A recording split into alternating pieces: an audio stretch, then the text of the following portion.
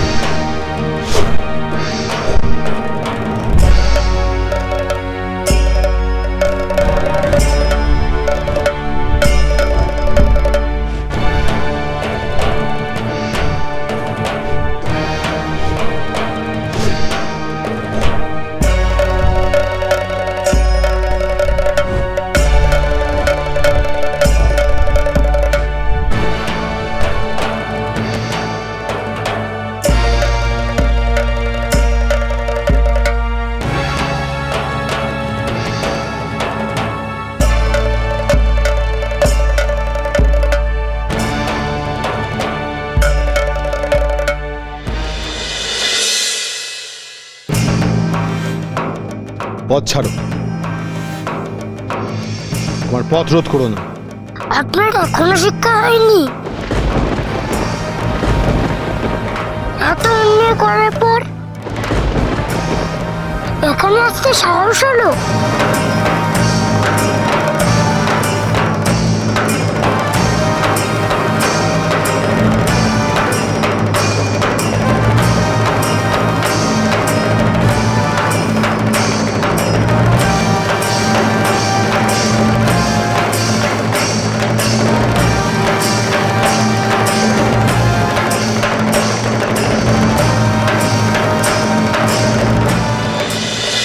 গণপতি, আমার প্রতি আপনার ক্রোধ থাকা স্বাভাবিক।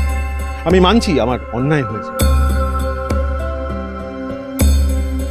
আর সেই জন্যই আমি মহেশ্বরের কাছে মার্জনা চাইতে এসেছি। দয়া করে আপনি আমাকে তার কাছে যেতে দিন। আমার পথ ছাড়ুন। না, আমি পথ ছেড়ে দেবো না। মহেশ্বর অদূরেই রয়েছে, সেই জন্য আমার স্বরূপ দেখি কিচ্ছু করতে পারছি না। আপনি আপনার রাতে করে ফিরে যান। না পুত্র, গৃহে আসা অতিথিকে ফিরিয়ে দিতে নেই। যক্ষরাজকে আসতে দাও। কিন্তু পিতা, উনি অন্যায় করেছেন। উনি এখানে মার্জনা চাইতে এসেছেন পুত্র,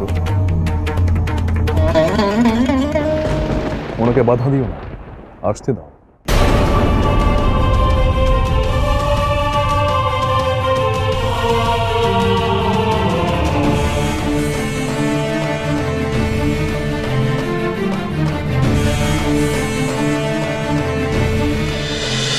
আপনি সর্বজ্ঞ মহেশ্বর, আপনার কাছে মনের কোনো অভিপ্রায় গোপন করা যায় না।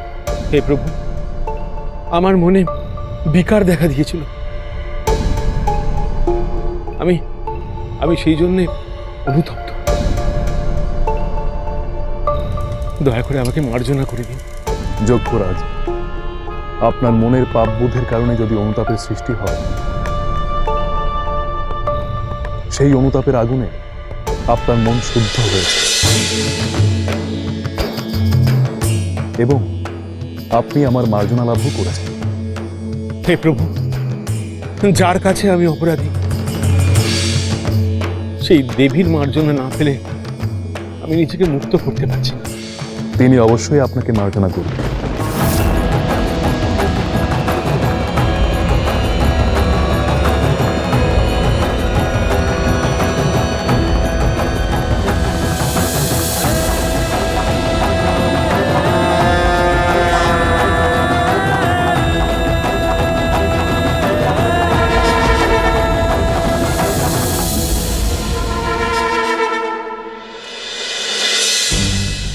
আমি দেখে স্তম্ভিত হয়ে যাচ্ছি বিজয়া। হ্যাঁ, আমার আশ্চর্য লাগছে।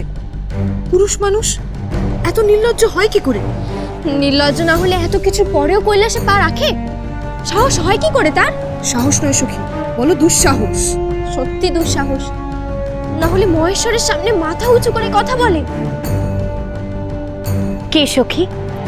কে এসেছেন যিনি মহেশ্বরের সামনে দাঁড়িয়ে মাথা উঁচু করে কথা বলছেন? কে আবার? ওই নির্লজ্জ যক্ষরাজ।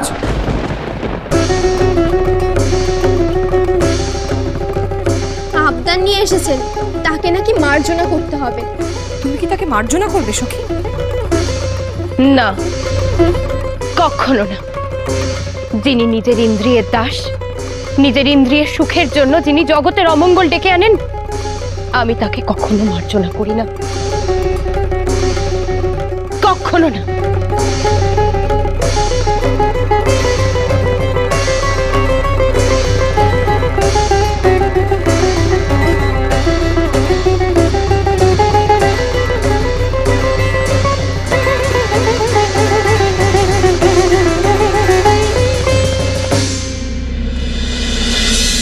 জগতে এমন কোন পাষাণ আছে যার কাছে মার্জনা চাইলে দেবে না? হে প্রভু, সত্যি যদি আপনারা আমাকে মার্জনা করেন, তাহলে আপনাদের কাছে আমার একটি আর্জি। বলুন। আপনাকে এবং দেবীকে আমার প্রাসাদে গিয়ে অন্ন গ্রহণ করে আমাকে ধন্য করতে হবে।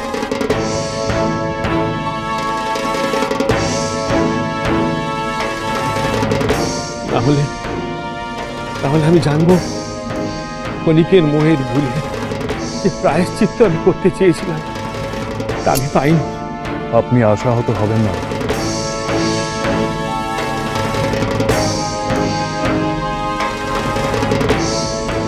আপনার এই নিমন্ত্রণ রক্ষার্থে আপনার প্রাসাদে আমরা না গেলে আমাদের পরিবারের প্রতিনিধি হিসাবে আমার পুত্র গণেশ চায়।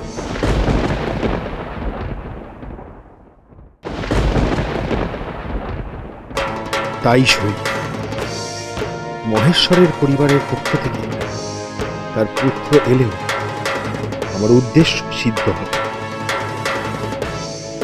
দেবতাদের কাছে আমার অনুষ্ঠানের শোভা বাড়বে বই কমবে।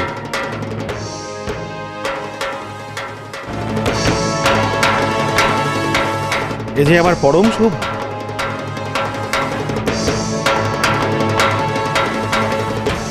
দেবভজানন, আপনি আমার নিমন্ত্রণ স্বীকার করবেন তো? আমি পিতার আদেশ অবশ্য মান্য করব। বেশ, আমি নিজে এসে আপনাকে সাদরে নিয়ে যাব আমার এই পুষ্পরাতে। হে প্রভু, এবার আমায় আজ্ঞা দিন।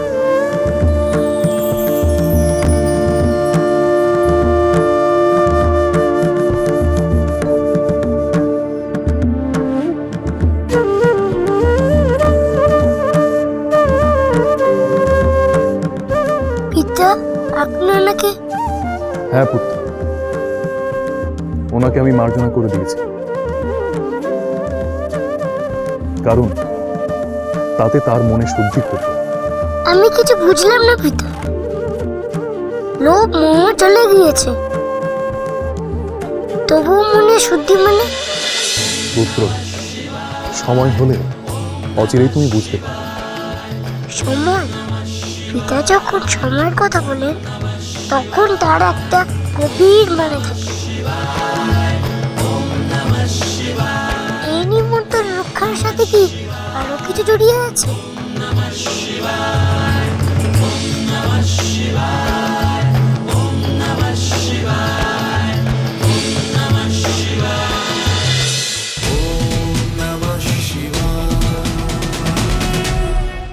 স্টার জলসার প্রিয় শো দেখার জন্য সাবস্ক্রাইব করুন আমাদের ইউটিউব চ্যানেলে এবং আপডেটেড থাকার জন্য প্রেস করুন বেল আইকন। চলো চলো চলো চলো পাল্টাই।